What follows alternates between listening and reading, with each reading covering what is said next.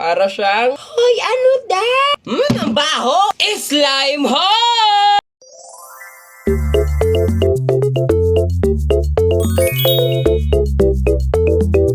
Para siyang, hoy, ano da? Ang baho! Slime ho!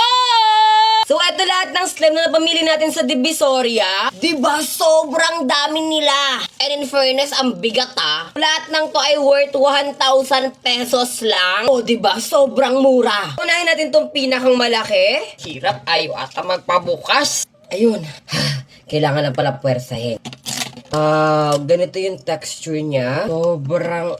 Ay! Wala, gusto ko to. Hindi siya sobrang matubig. Or nanigas lang talaga siya kasi malamig yung kwarto ko. Sobrang lambot niyang kumus-kumusin. Balik na natin dito. I-rate ko to ng 8.5 out of 10. Next na natin tong mga nakakatakam na slime. So, meron tayong pink at kulay blue. Para talaga silang totoong gata sa personal. So, ganito yung texture nyo. Dahin natin tong blue. Ay, sobrang jelly niya. As in, ang lambot. Medyo mabantot yung amoy niya, ha? Anong tawag sa ganitong slime? Comment nyo nga sa comment section. Sunod natin tong kulay pink. Ayan, matigas din siyang buksan. Gata siya na kulay pink. Ganun yung kulay niya. Nakakatakot lang to ilagay sa buhok kasi baka bukas kalbo na ako. At kung nga naman kasi ilalagay sa buhok, ano ko siya nga? So sa pinakang baba, yung parang pinakang kulay pink niya. Sobrang lambot at hindi rin siya Tik na malaglagan yung damit ko.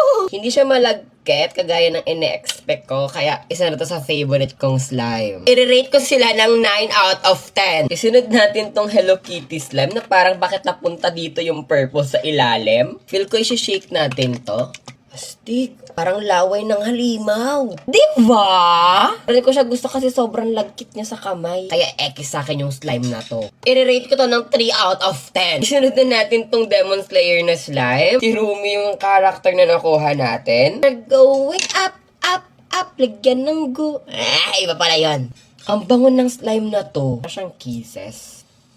Sobrang bango niya talaga. Hindi na talaga para kunin patulat at pahirapan tayong balikin yun sa loob. Next natin tong pink na slime. Ang cute lang ng kulay nyo. So parang antigas ng slime na to. For sure kapag kinuha natin tong lahat, mahirap tong balikin. I-rate ko to ng 7 out of 10. Isunod agad natin to. Ano nyo, para talaga siyang inumin. Kaya mag-ingat talaga tayo kapag may bata sa bahay. Kasi baka malaklak to. Pero tingnan na natin yung itsura niya. Para siyang, hoy, ano da?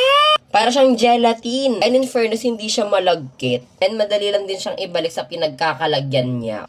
Ay! Ang baho ng amoy! Amoy imburnal! Sayang, favorite pa naman sana kita. And tingnan niyo tong cute na slime na nabili ko. Meron siyang kotse sa loob. Parang hindi naman siya makuha, oh. Ala, sobrang cute! Kulay pink pa yan, oh. Meron din tayong green dito. Ay, ano to? Ay! Siyang matcha na hindi mo maintindihan. Ang baho! So disappointed. Yan.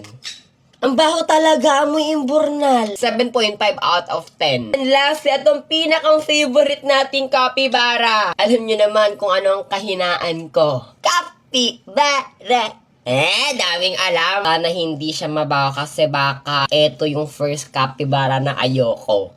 Ay! Ang bango, amoy sabon.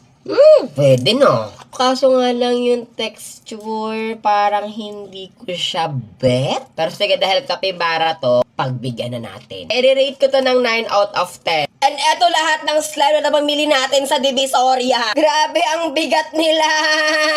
Gusto nyo ba mapunta sa inyo to? Pero pag-iisipan ko muna kasi favorite ko talaga ang slime. Bye-bye!